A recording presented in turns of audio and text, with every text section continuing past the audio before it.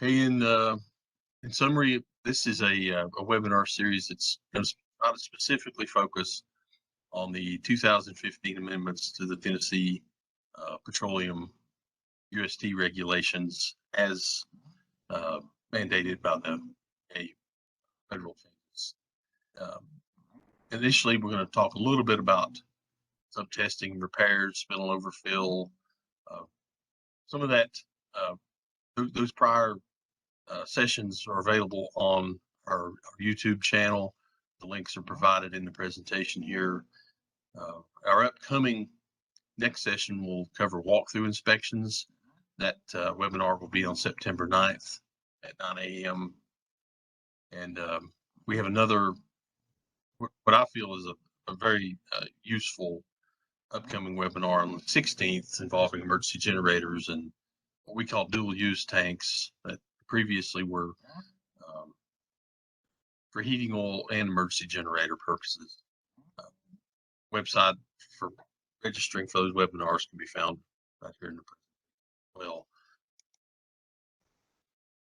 And to start off with our disclaimer, the state of Tennessee does not endorse any specific brands, manufacturers, or vendors of equipment, products, or services. Any brand names mentioned or depicted, any equipment, process, products, or services in this presentation used for illustrative purposes only and are neither endorsements nor recommendations for such equipment, products, or services and shall not be construed as such. After saying that, I'm going to have to take a drink. Okay. No. For today's agenda, we're going to discuss the implementation dates, important dates for deadlines to meet the testing requirements, testing of release detection components, which include automatic tank gauge consoles and probes, interstitial monitoring, sensors, and line leak detectors. Are all included into the requirements for operability testing. We're also going to discuss test procedures and forms, contractor requirements and certifications, and what to do when testing. Important dates in the Tennessee UST regulations begin in October 13th of 2015, when the effective date for EPA's federal rules. Tennessee's rules became effective 3 years later on October 13th. That was also the deadline for owners to meet for new testing requirements for new facilities installed on or after that date. And upcoming, as some of you are aware, the October 13th, 2021 deadline is for systems installed prior to October 13th. So any new system installed after that 2018 date, these rules have applied now for approximately almost 3 years. So we'll go through these one at a time. Components of release detection is such as any mechanical or electrical device that's involved with detector release, such as tank monitors, probes, sensors, line leak detectors, and in some instances, vacuum pumps, pressure gauges. All those are very uncommon in Tennessee, but they are covered under our rule requirements. And I think we'll, as time goes by, eventually we will see some of those more enhanced methods installed from, even if it's as a component to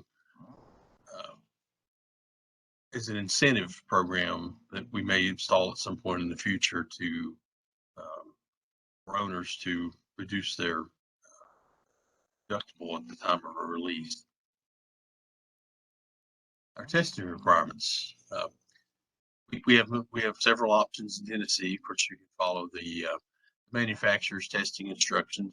Some are very, very particular, specific to their components. But it's not necessarily a priority in our minds, as long as you follow one of the three: nationally recognized practice or division requirements. With most components, you can follow any of these. Our division has developed standardized formats and procedures So we'll talk about that a little bit later down in the presentation.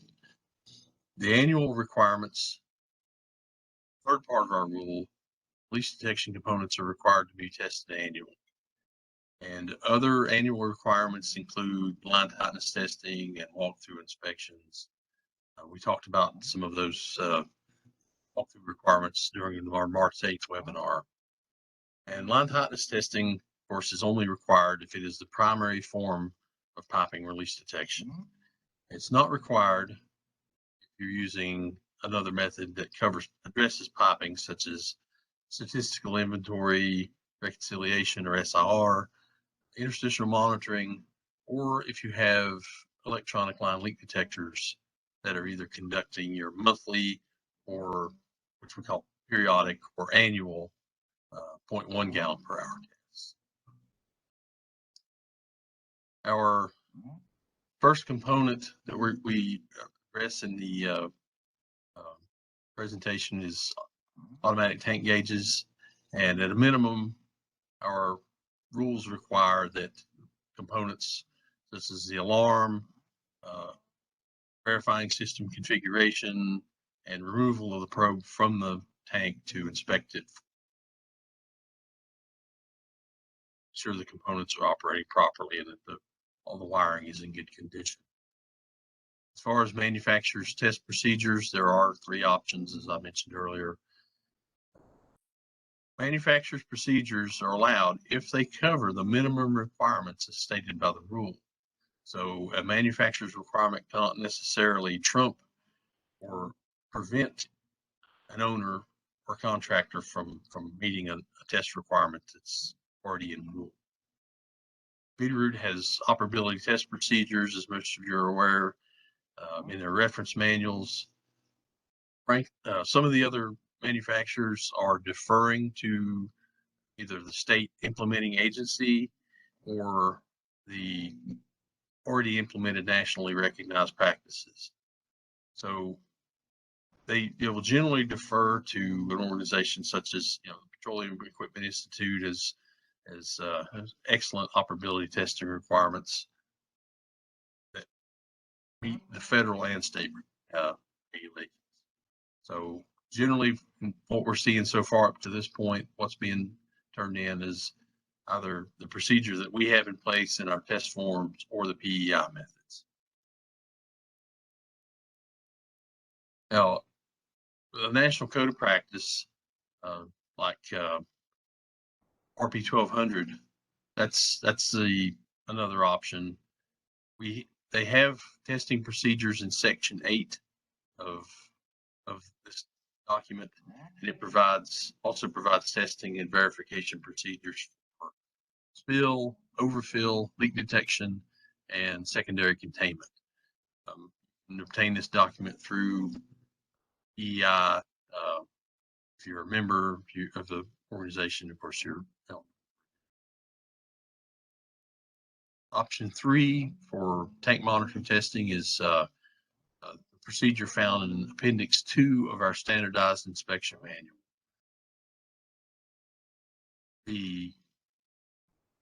It can be found on the division's website under new rules, and currently they're in draft format. I believe we anticipate having those officially finalized and posted to our actual compliance webpage in the next 30 days or so. Console inspection itself on our format requires the tester to record the manufacturer of the device and the model number and confirm that the alarms are operational and can be heard and that they're visible to the facility's operator. Now that gives you the option of either having an audible or visual alarm to signify that it has to be a continuous alarm. In other words, some consoles are programmable to give say a 3-second audible blast, or configured to have a temporary alarm. Our priority here is that the alarm maintains a audible or acoustic condition until the issue is acknowledged on the console and the issue is addressed. So if it's a sensor in water that's the source of the alarm, even though you can acknowledge that alarm on most consoles and the audible version will stop, there still needs to be a notification to the operator that there's still an alarm condition. Most consoles will continue in their basic programming will continue to do that. And in addition, the rest of the test involves comparing the gauged product height in the tank to the inventory readings on the tank monitor. That's for confirmation that the setup itself is programmed accurately. Tank size, diameter, volume is as close as possible. Confirm the console is on a dedicated electrical circuit. I've gotten several questions about that. That is a mandatory requirement from the manufacturer of most devices, and historically we've seen a lot of electrical issues. A lot of owners have not been able to maintain the records, or they've had extended periods of time where the system was inoperable, mainly because that device was not installed in accordance with the manufacturer's instructions. These are solid state electronics. Even the good old 350 that's hanging on the wall needs a dedicated power source and continuous operation.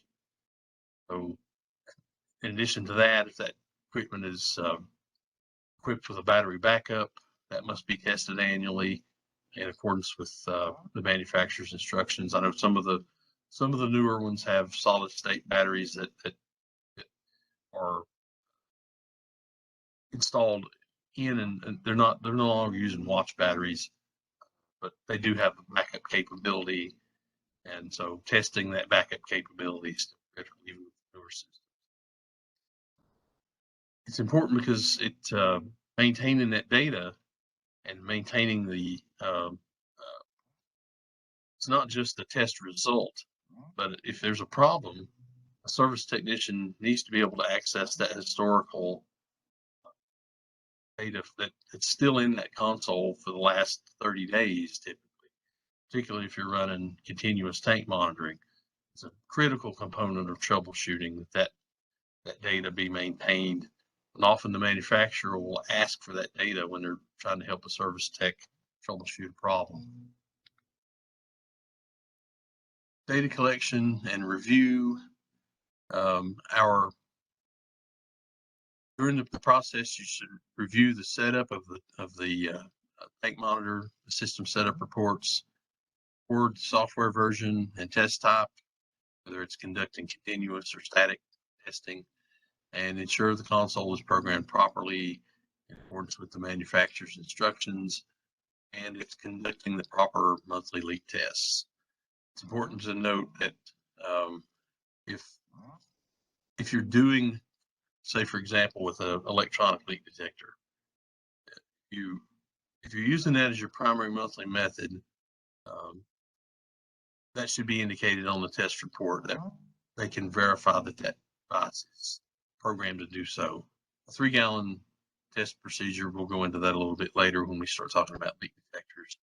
But if they have that capability, they're probably using that to meet their monthly requirements. So testing that, ensuring that the programming on the leak detector is set according to whatever purpose they're using is a priority. And then, of course, we require a copy of that setup report be attached to the test form.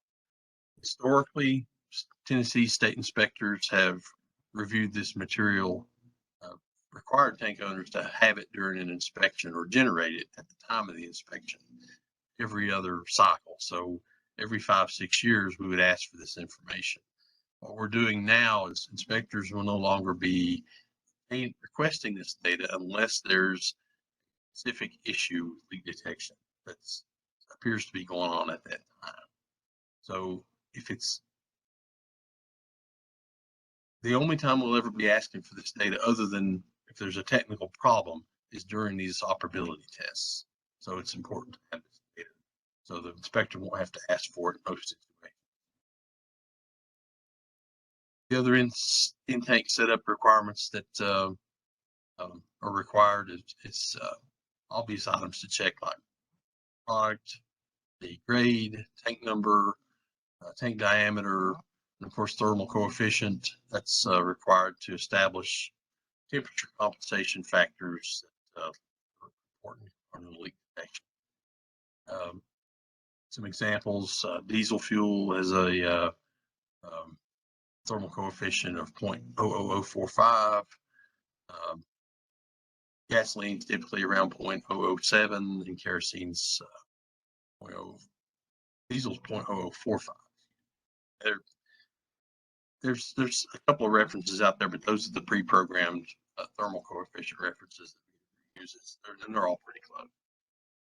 The leak minimum periodic setting, that we started finding issues with this a long time ago in Tennessee, but typically we no longer see it. But we are asking for that static testing to be set to a minimum product level required by Veeder-Root in this case. Although with CSLD, with continuous leak detection testing, that Veeder-Root is stated, and we've confirmed that that test will not take place unless there are at least 2 thermistors that are in that tank probe that are submerged in fuel. So it will not even start the test, or it will abort it during. It will no longer gather data if it's, so we don't focus on that anymore for continuous testing, but it is required for static. And Veeder-Root reference materials are pretty emphatic about that. This sort of goes back to the leak detection work group's listing for these types of methods. Each one is different because it's based on the equipment's capabilities. That's a good reference to have if you want to see what the setting is. The capabilities of that equipment are all on the national device, and our rules even reference the listing. So, and I think we may be one of the few states in the Southeast that's currently requiring the method to meet the performance standard that's established in that work group. So that's an important information to have. Other things we look at is steel tanks. Of course, a minimum for tank profile for a tank chart and a tank monitor is only 1 point for a steel tank because it has flat sides. But the fiberglass tank, we do see this one quite a bit. There's a minimum of 4 data points at 25, 50, 75 at capacity that the fiberglass tank requires. So those measurements have to be taken physically or used from the chart, and they have to be programmed into the console. Climate factor is another issue that we've run into. Well, let me go back to water limits here. Water limits for tank monitors should be set at 1.5 inches for conventional fuel. And now somebody correct me on this. Dustin, you may want to go in the chat here, but I'm pretty sure the water limit established by the Department of Agriculture for ethanol blends, 1/4 inch, for our weights and measures and fuel quality section. That's it's a really low number, but anytime you're able to get a steady level water reading in an E-blend fuel, that usually means you're already experiencing a water intrusion issue, or you've gotten water in that tank at some point. Starting to see phase separation at that point. So that's an early indicator that you're going to start having problems soon. Climate factor. Being in Tennessee, the climate factor setting on a TLS 350 and the new 8600 series 450 plus, that factor is established for high elevations, and now we do have some recent data from Veeder that says they might need to adjust this depending on vapor loss issues at a site. That can affect CSLD. However, at this point, I haven't seen any evidence just other than one bulletin, I think, that was recently issued by Veeder addresses climate factor settings for vapor loss. Still looking into that to see what the effects are, but I'll say in 15 or 20 years, I've never seen a site that had such extensive vapor loss that it needed to adjust the allowable loss rate to an extreme setting. So in Tennessee, we require that climate factor to be set at moderate. The TLS 300 series setup manual and the 450 setup and operation manual both address these requirements. Probe inspections. I think this is pretty consistent from one state to the next. We're recording tank compartment number, volume of that tank, its diameter, and the probe serial number of the probe that's installed in that tank. Some states are asking for serial numbers for any sensor device or leak detector. At this point, the only reason we're asking for probe serial number data, I'm not sure if that's part of the, I'll have to look and see if that's part of the PEI practice. I saw Scott on here. If Scott, you want to chime in on that, or Ed, just let me know. We asked for that just for comparison of data. If we're trying to help with a troubleshooting issue, having that serial number data on there is critical. We're expecting cables for probe cables for kinks and breaks. Sure that all your grommets and gaskets are connected and in the proper place. Are all additional parts of the annual operability. As far as the probe itself, ensuring that the floats are installed, not only that they move freely and that they don't have any residue on the probe shaft. We've seen several instances where probes are flipped or turned upside down. That's an issue as well.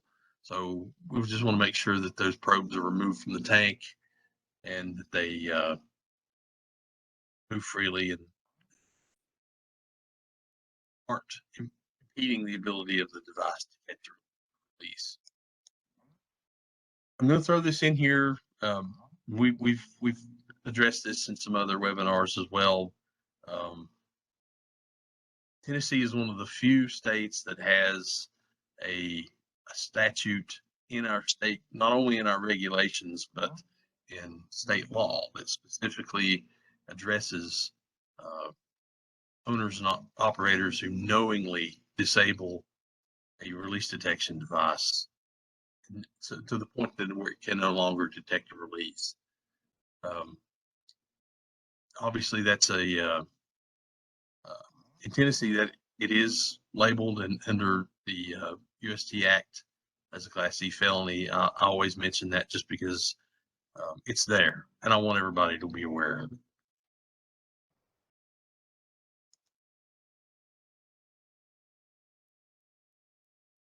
Once the inspection of the test probe is completed, just ensure that the probe caps and cable connections are secure, and then verify that the device is functioning properly once it's placed back in. Currently, our operability test form is under public review on TDEC's website. Draft version of this form can be found by just looking online for TDEC UST rules. That's the easiest way to find it instead of trying to type in this long link. It'll take you directly. Google or most search engines will take you directly. And once the form is finalized, that will be the primary choice that we would for testing be done with. PEI's form in RP 1200, it's can be found in Appendix C of that document. That can be found on their website, and it is free to use. But Division's form is contains I believe it's a similar amount of information, and it helps when our inspectors are reviewing this material. We've had some requests from contractors to develop their own testing forms. That's acceptable as long as it contains the minimum amount of material that's on our. So if the two choices currently are the RP 1200 test form or the divisions, which should be out of draft in the near future.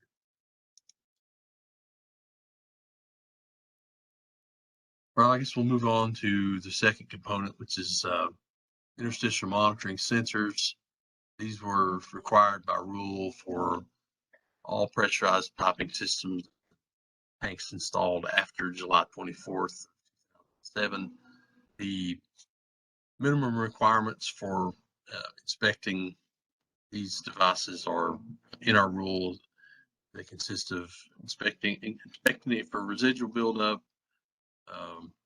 If it's a float device, and if it has moving components, make sure they move freely. If there's no issues with the cables. Testing the alarm's operability by simulating a water or liquid presence in the sump, or removing the device and immersing it in a liquid will satisfy that requirement. Hey, Don. Yes. I don't have a question by the audience, but Ed Kabinski wanted everybody to know only brand and model on the PEI form, not the serial number. Okay. Thank you. Thanks, Ed. That's all I've got so far as I can see. So okay. Thank you. Appreciate you letting me interrupt you. No problem. The sensor testing procedure, it's allowed to follow the manufacturer's nationally safe, just like with tank probes, nationally recognized code of practice or the procedure we have in place. We have a form called CN 1399. It's the option that's required in Tennessee. And again, it's a little different from the PEI version, but contains a minimum amount of information. And either is acceptable. I threw a little blurb in here about just to provide the link for RP 1200. This was for those of you who aren't familiar, that PEI has several committees that develop recommended practices. This one's been a mainstay in the industry for years, and committees composed of tank owners, contractors, and regulators. So there's a good blend of industry knowledge that goes in, a major amount of knowledge that goes into developing this document. The most recent version of this document is the 2019 revision. I believe this is updated every 3 or 4 years, but it is not specifically referenced in rule in Tennessee, but it's a nationally recognized practice, and this, to my knowledge, is the only one that's out there that's currently acceptable. And again, there's the link to download and purchase and download that. Here is a short example of the liquid sensor functionality form. Very similar to ours, very similar. There is a minimum amount of information. Everything is incorporated all into one page, which is great. Done. Oh, yes, sir. Done. Yeah, and Scott Borsch also wanted everyone to know PEI are updated every 5 years. Okay. Thank you, Scott. I didn't have that number on top of my head, but Yeah, thank you. It was great. Great ads. So we appreciate it. All right. Thank you, Don. Mm-hmm. To date, the only manufacturer that has specific test procedures, to my knowledge, is Veeder-Root. Their operability testing guide can be found on their website, or it's free to download. But to my knowledge, it does not have a form to fill out, but it does go through the test procedures step. It's equivalent to Tennessee's or PEIs, I believe. And Veeder-Root, when I asked, they do defer to PEIs, the paperwork method of preference on a national level. But it does address leak detectors, tank probes, sump sensors, and virtually any sensor they manufacture, including brine sensors for fiberglass tanks.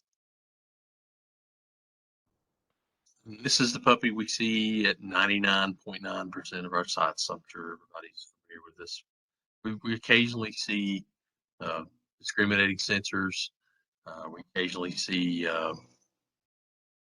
tamper resistant discriminating sensors, but those are that, and very rarely you'll see optic sensors. But this device is tried and tested and makes up overwhelming majority of what we see in the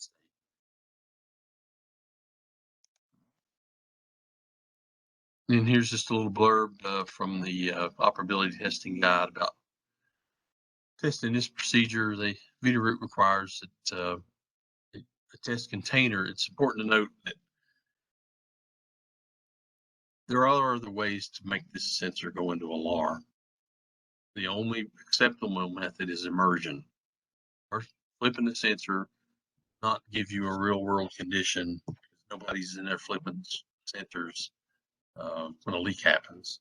The only way you're going to know, sometimes you get some debris or material or residue built up on that float switch, and just flipping it is not going to always ensure that that device will activate. So it does require immersion in water. And we've run into some instances where contractors may try to simulate tests or check the conductivity readings on the console. I know historically Veeder-Root had some operability guidelines that allowed you to check resistivity at the console to verify operation, and that's no longer part of their testing requirements, mainly just for trouble. And as part of the annual sensor inspection, the tester should print the current sensor status and alarm history report. They should match the test date that's being filled out on the form. Those should be attached. And if there's no alarm on the date of the test, then it's difficult to go back in and say, well, the sensor was tested on that date. So that's why we require a printed version of the alarm that was generated on that day to verify that the test.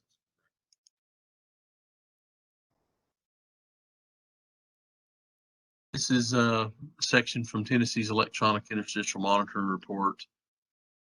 Focuses that sensors be installed at the proper level in the sump, and that's at the lowest point where liquid can accumulate.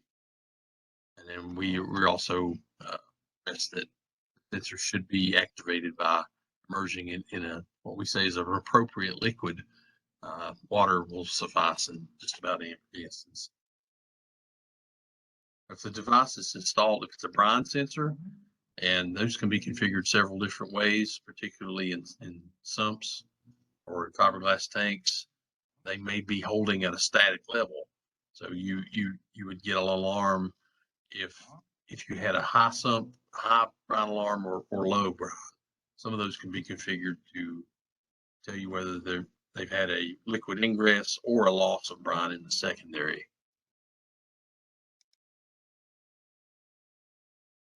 Again, like I said in the previous slide, the sensor should be located lowest point in that containment area where product can accumulate.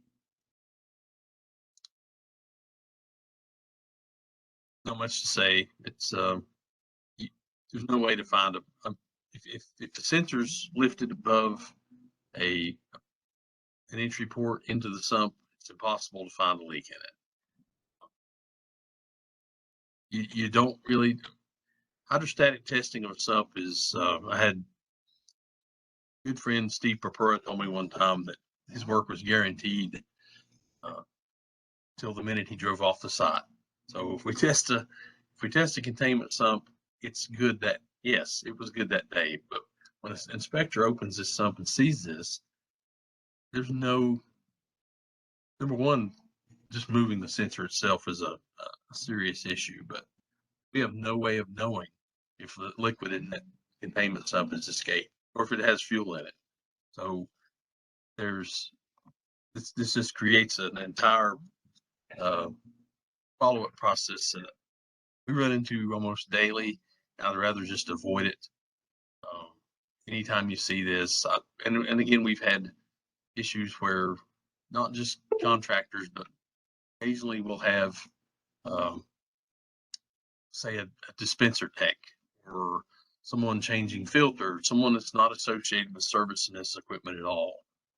Or you'll have a store manager that tired of hearing that buzzing every day. It's a common problem. I mean, I think we're going to work through it. Other states have ran into this. I think Maryland's been doing this for going on well over a decade. California's been dealing with some of this for over 20 years. Several states in the Northeast have implemented interstitial monitoring a long time ago. So it's a learning curve. It's a learning curve for owners. It's a learning curve for UST inspectors. We will, as a group, we'll all get this eventually here one way or another. I think this was this picture's been circulated. I think I got this from maybe Ben Thomas gave me this, but obviously this was I've seen this done. I carry an extra sensor with me sometimes just to make sure you don't have a communication issue on your sensor board. Whether or not this was just left there by a tech, or if this is one of our guys walk into a back room and see a sensor hanging there and it's connected to a sensor board, then yeah, that's another issue. Again, this is rare. You never see this stuff hardly, but we have no choice but to make a big deal out of it when we do.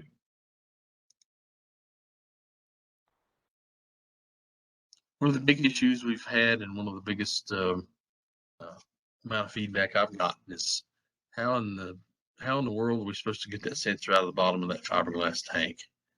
Well, I've heard a lot of gotten a lot of input from the regulated community. I've got a lot of input from people on this webinar. But that, whatever you got to do, that there are other cables that you can pull this thing around back through with. Sometimes it's not easy to get out, especially on the newer tanks that have a smaller interstitial space on them. Federal rules require it, and state rules require that sensor be removed and tested.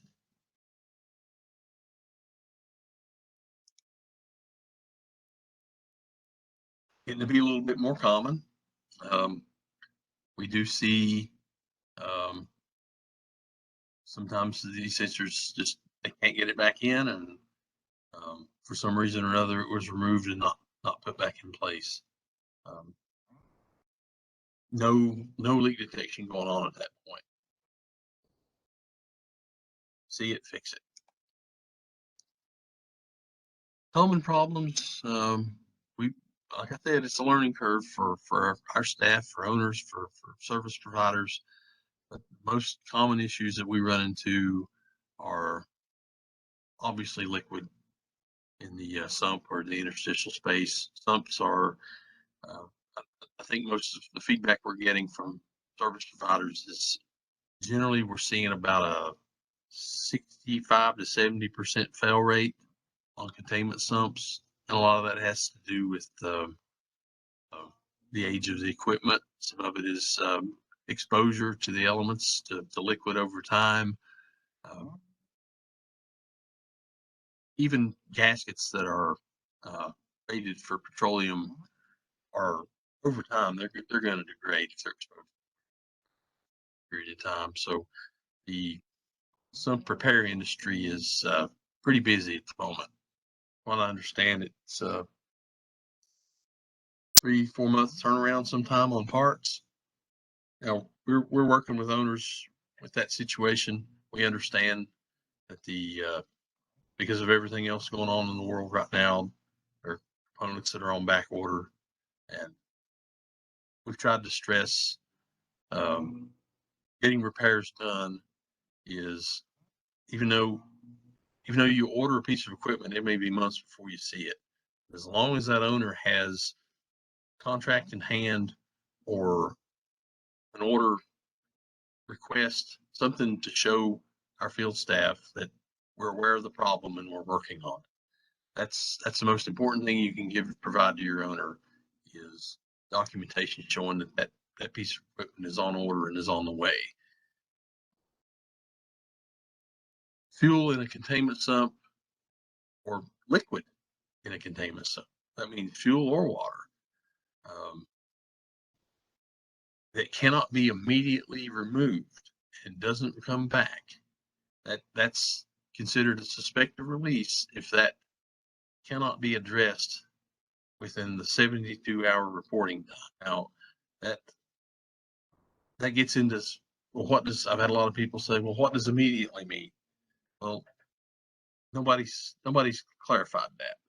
But from a practical standpoint, if you have a sump if you have an alarm condition in that sump, and it looks like it's going to be upwards of 2 or 3 weeks, and you're nearing the end of your monitoring period, the 30-day monitoring period, you may want to, if you can't get that device repaired or relieve the alarm condition, then you probably need to consider putting that device out of operation for the time being.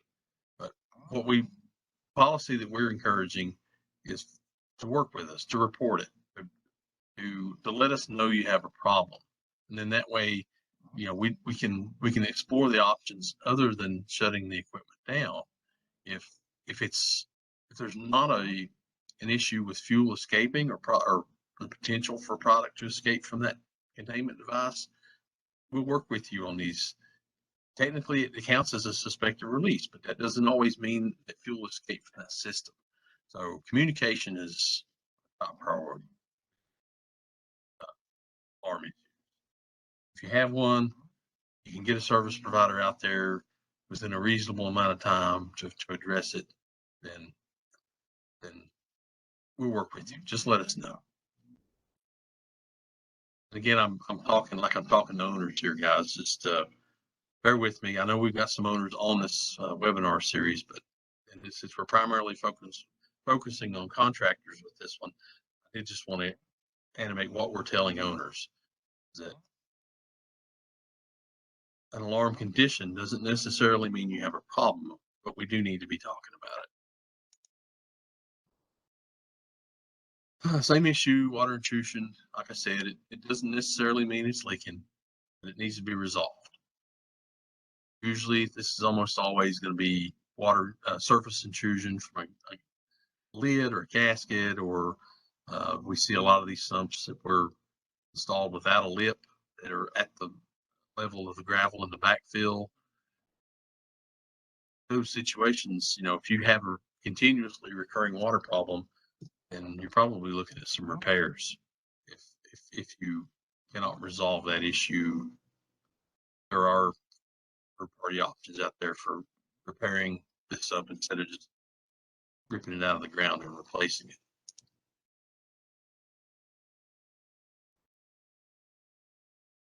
Our reporting requirements, I'm repeating myself here, but if you repair that device 30 days is what we're sort of thinking, because that ties into monitoring.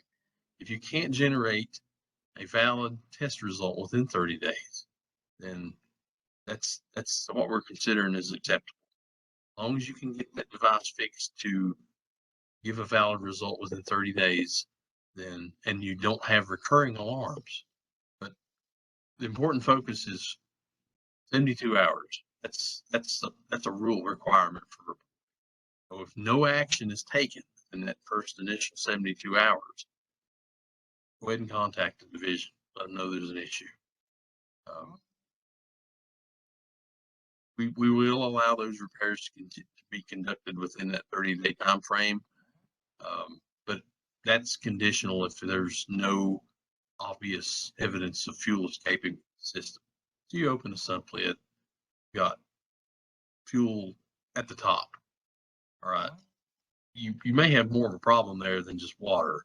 So that doesn't necessarily mean that fuel got out, but you have an alarm condition. Where did that fuel come from?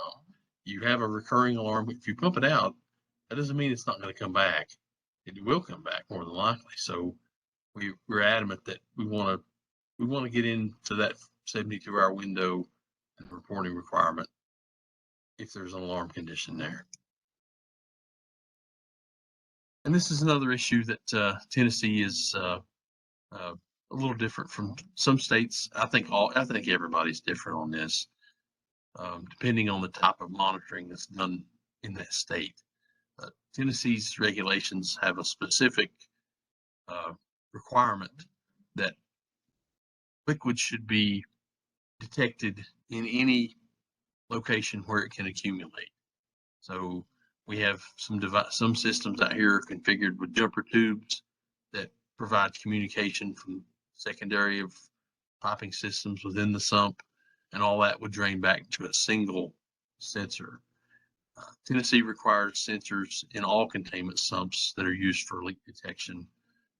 So those jumper tubes or those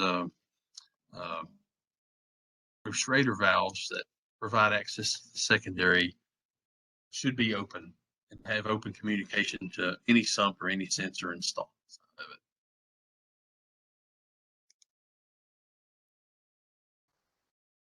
Test boots that cover the primary and secondary connection.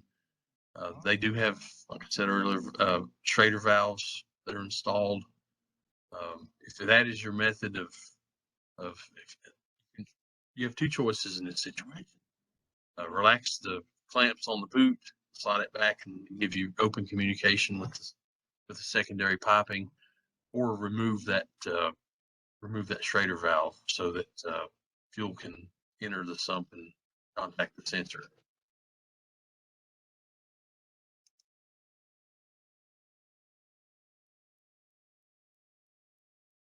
Well, there's a rule. That's a rule that we've gone over and over and over with in our technical guidance over the years. This is exactly like it's quoted verbatim for the federal rule for automatic line link detectors. That includes mechanical and electronics. Testing requirements for those historically, some test methods allowed you to simulate a leak condition of any kind, or even remove that leak detector and test it on another piece of equipment. The federal and the state rule are both pretty clear now. This device should be tested as installed in the system. So removing it and testing it is no longer an option. And that leak that's being simulated must be equivalent to a 3 gallon per hour leak at the operating pressure of the pump it's installed in. And it must do one of three things. It should alert the operator by either restricting flow, shutting off flow, or triggering an alarm. Most mechanical devices restrict flow. Electronics, if you have them installed, are incapable of restricting flow. So if you're using that for monthly leak detection, it should at a minimum trigger an audible visual alarm. you're using it for you got to have a 3-gallon leak detector. So that device has to initiate 3-gallon shutdown, or since it can't restrict flow, and you have it programmed for 3-gallon leak detection, and it's only an audible visual setup.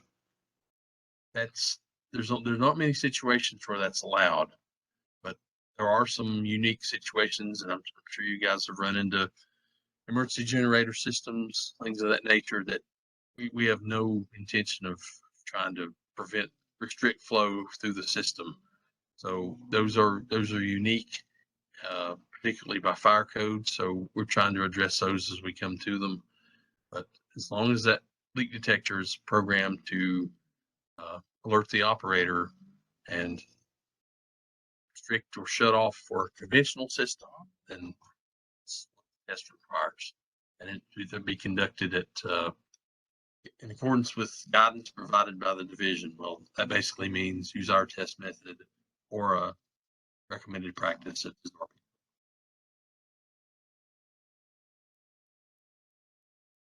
the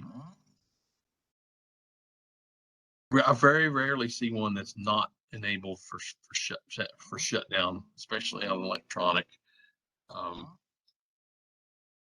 This procedure in our state can be found in on our website or in our standardized inspection manual. There is a step-by-step process for conducting our test of that device. That's appendix to our standardized inspection manual. Instructions for finding that are present. We get into this because we do have a lot of questions from owners of, can I just trigger an audible or visual alarm with a leak detector? Well, that sort of depends on how important you want this alarm to be. Like I mentioned earlier, a 3-gallon leak, that's a pretty important alarm. If you have a 3-gallon fail, that owner should want that leak detector programmed. If you're losing 3 gallons an hour through a pipeline, that owner is going to want that program to shut down. By the rule, it has to do one of those 4.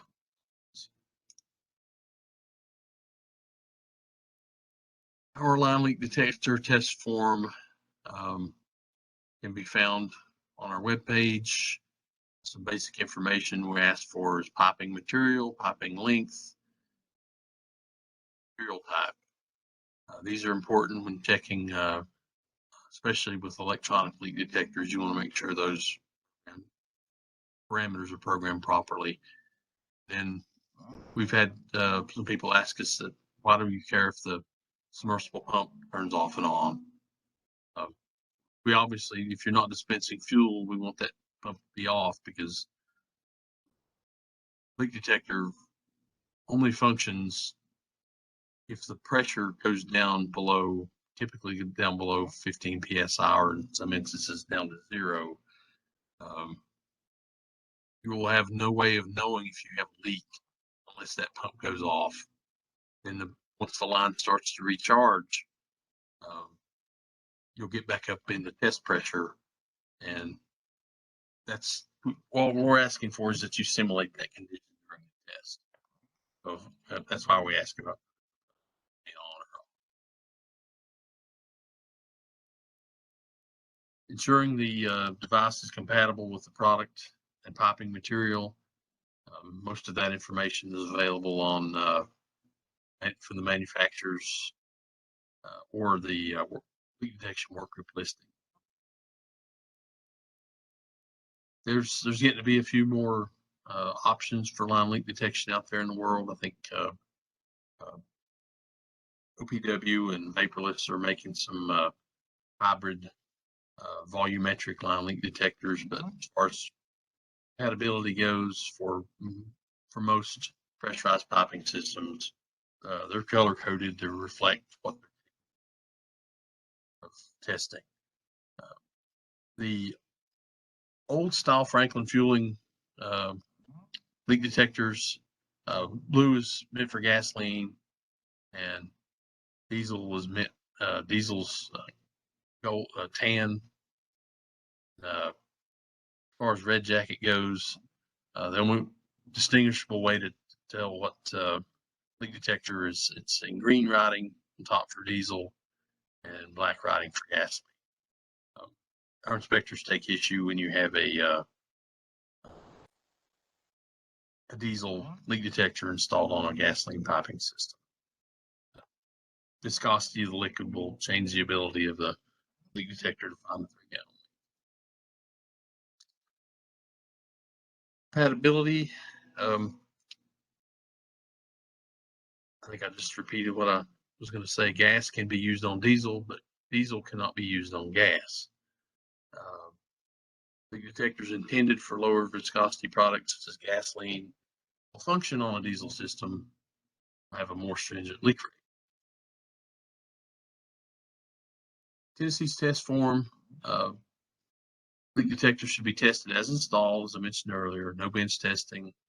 Do not test from the submersible pump if you can avoid it at all. It must be tested from the furthest dispenser away from the leak detector.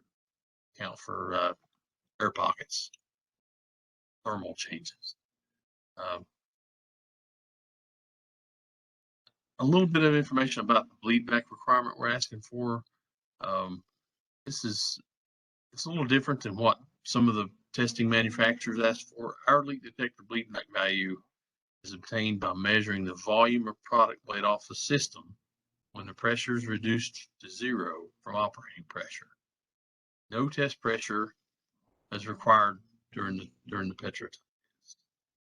So we're asking if what volume of liquid are you gathering when you turn off the pump and liquid flows back into the device. When you're simulating a leak, metering pressure, which is the test mode the leak detector set in, metering pressure must be maintained for a minimum of 30 seconds. You have some configurations with higher pump pressures that can overpower, can push a leak detector back into operating mode. And we just want to make sure that there's some level of ability of the device to disturb whoever's using the nozzle and let the operator know if there's a problem. Our first hint, of course, is when we go out there and we see a sign that says reset the pump and start over if you can't get slow flow. That tells me they've either got air pocket problems or possibly an intermittent line leak of some kind. The test form when we're requiring testing, of course, we do require that the leak detector shut down flow for electronics or alert the operator. If you have an unmanned site, it's going to be possible to alert somebody there. If you're selling gas 24 hours with nobody in the store, so even though that's a manned facility, it's hard to alert the operator with just a in-tank alarm or with just an alarm on the console. That device should have a remote capability. During the leak detector test, setup in the console should be verified. Be sure to check the setup first and then make any necessary corrections and then conduct your test. A little more about line leak detector, electronic leak detectors. Verify that the piping material is correct.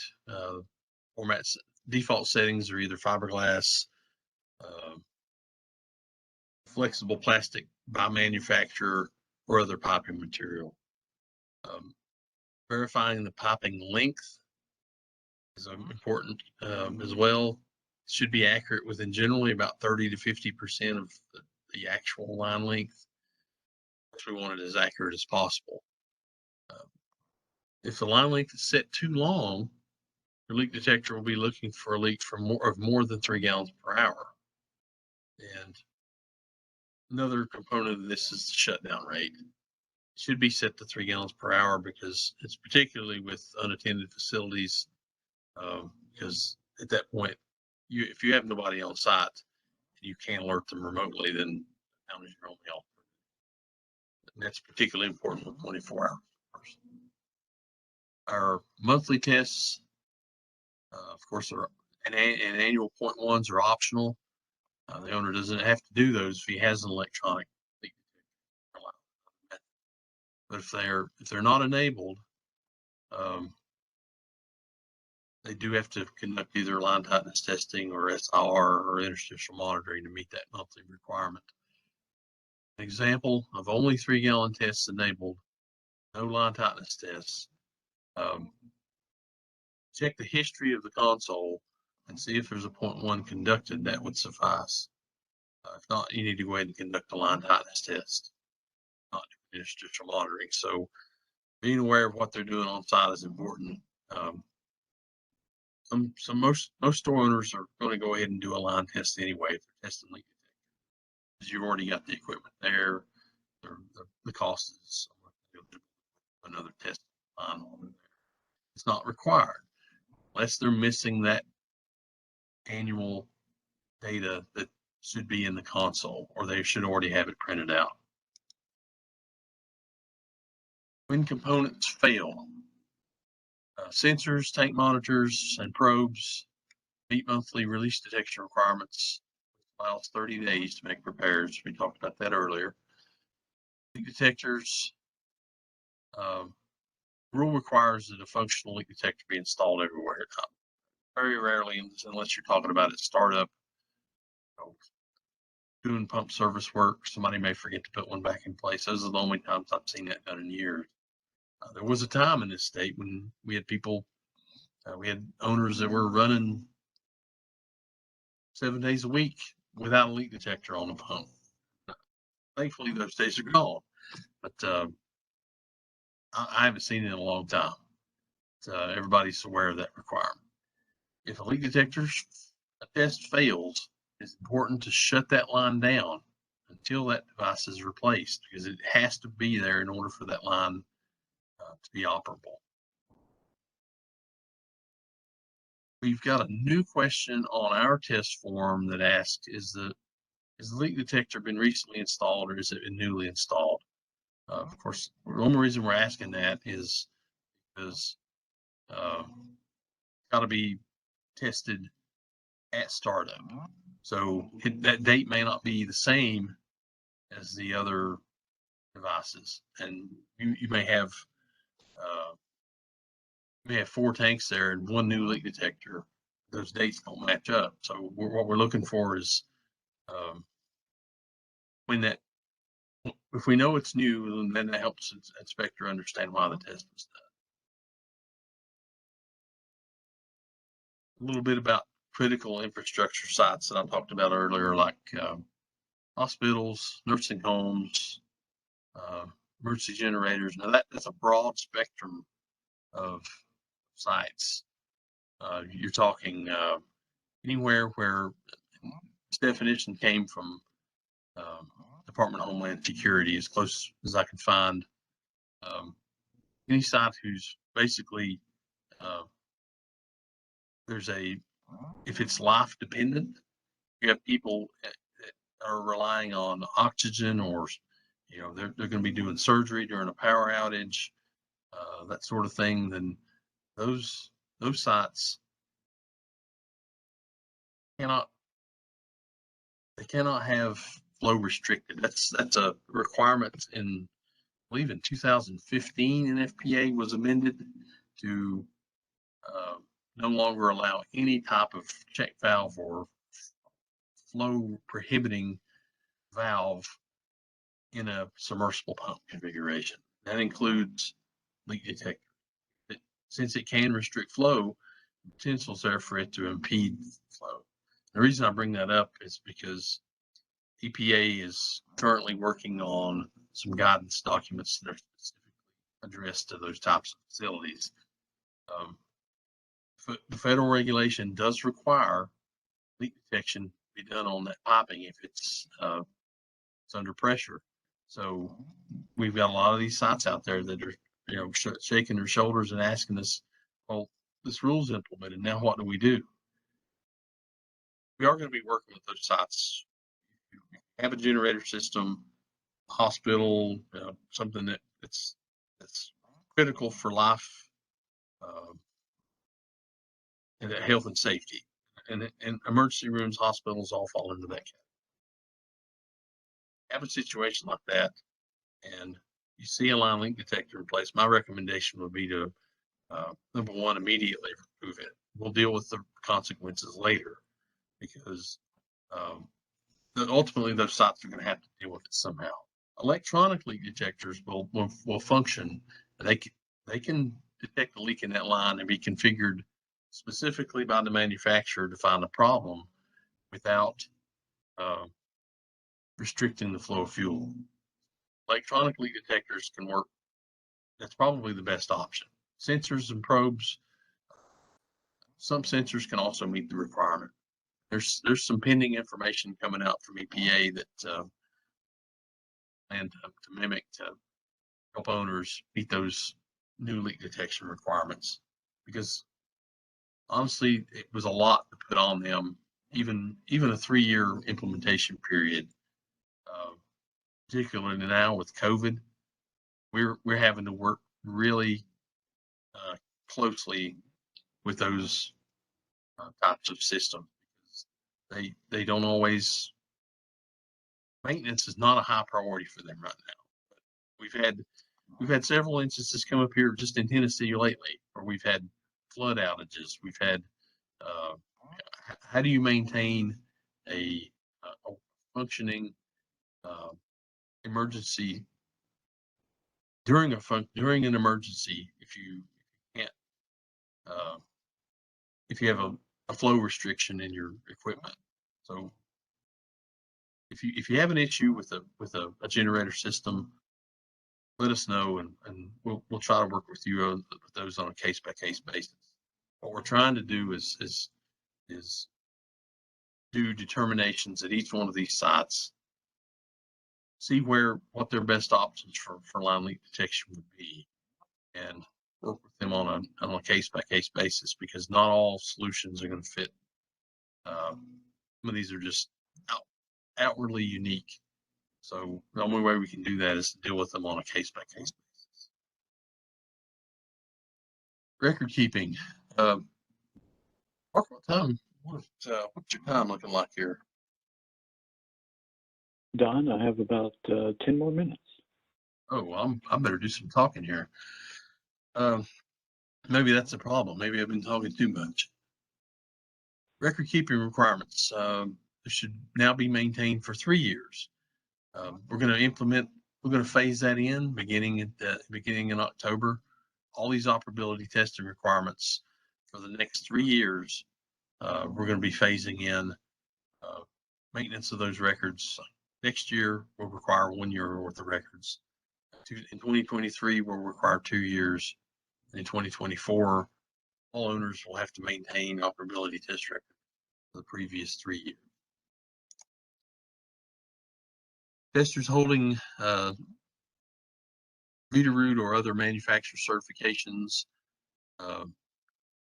typically perform these types of system tests. I would recommend consulting the manufacturer to see if their certification is required.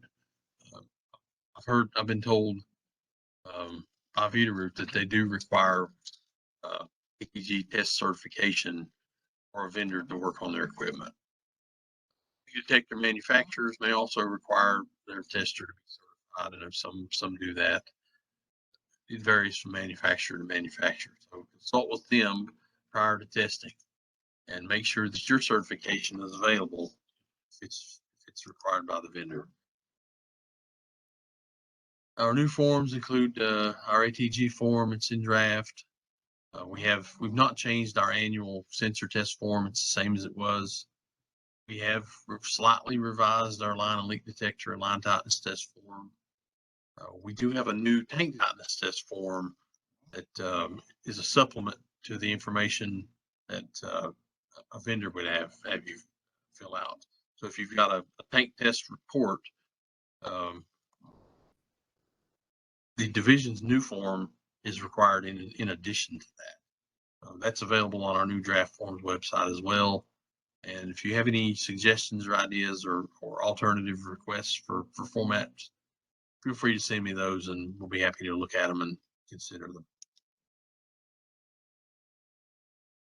Petrotite test form, we did some updates on that as well.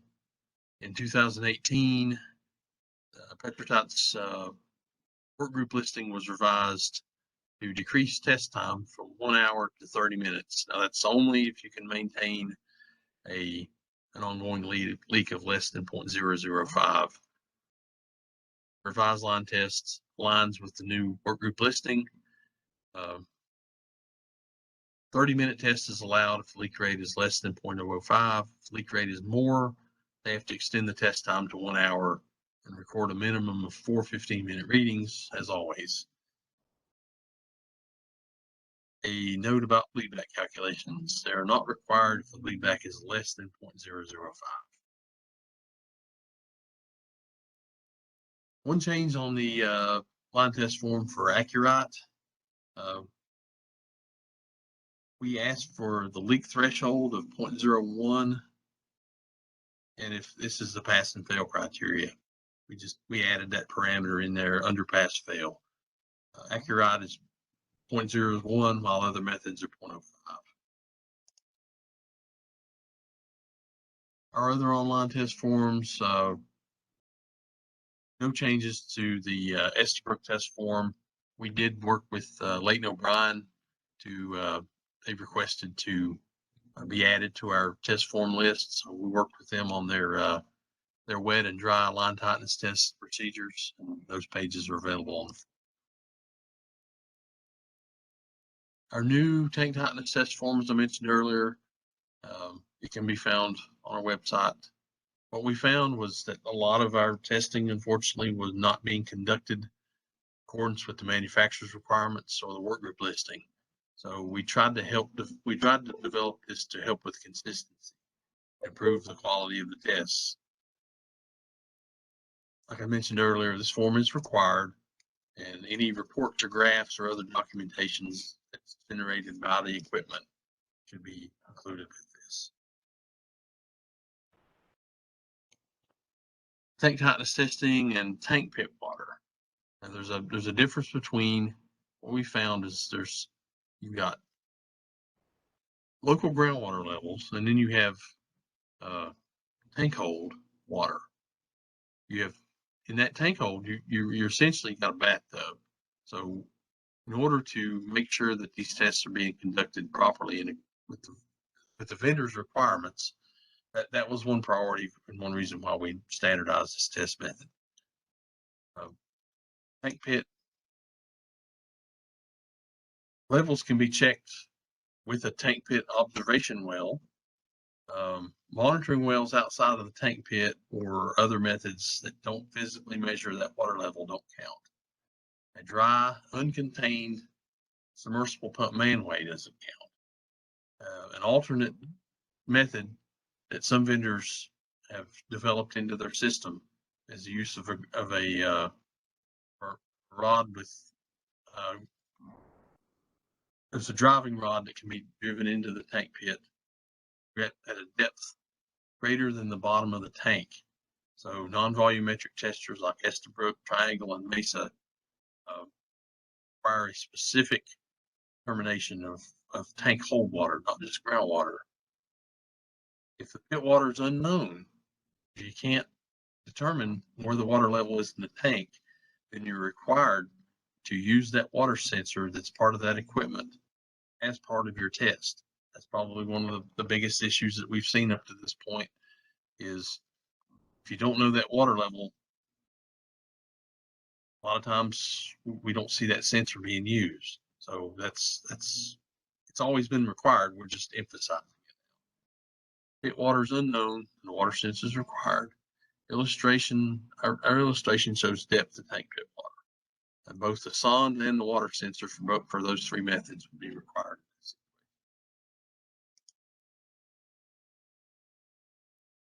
In this illustration, we've got tank pit water that's in contact with the tank, confirmed with an observation well or a ground rod. Sonde for the LH test and the water sensor for the liquid portion of the test.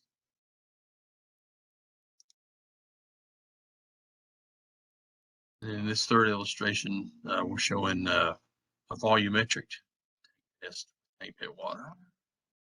Important note about methods like alert, the underfill methods, which are physically measuring volume change. Alert and Leighton O'Brien use this type of application. The depth of the water is unknown, then 2 tests are required at different product heights or test pressure. This is needed to ensure the test is not conducted at equilibrium. Alert and Leighton O'Brien both work around to, they both have workarounds to avoid retesting at different product heights. Leighton O'Brien has a 1.5 PSI differential incorporated into their test. They can conduct the wet and dry tests at the same time to achieve pressure differential. With the alert method or underfill method, their test pressure differential is 0.5 PSI. And for Pro Engineering, the manufacturer of this method makes an adapter that allows a load cell wire to be ran through an isolation plug. This allows the tank to be placed under pressure or vacuum during the underfill test. That way there are 2 tests that are part of the overall test. It's one at atmosphere and the second typically done under vacuum to avoid testing it. Technology and Triangle, their underfill methods state that tank pit water levels must be determined. If the depth to tank pit water cannot be determined, then these methods can't be used. If tank pit water is above the bottom of the tank, product level should be adjusted to provide a minimum net pressure of 1 PSI at the tank bottom. Everybody asks, well, we don't hardly see tank tightness testing anymore as a monthly method, but trust me, we still see it a lot when it comes to investigations and startups. So still see a lot of tank testing going on. It's just we've decided to pay attention to what the vendors are asking for to benefit the tank owners, ensure that those tests are being conducted consistently. So our resources, our staff contacts, forms, AB operator training, all of our closure information, videos, reports, all that can be found on our website. Our standardized inspection manual can also be found in our draft version. It's currently open for public comment, can be found on the new rules page, this link here. Our continuing purpose is to bring you information about the implementation of the division's rule. As always, we encourage your feedback and input so that we can better our processes and understand how these methods work better and try to understand what the how the new rules impact what contractors do.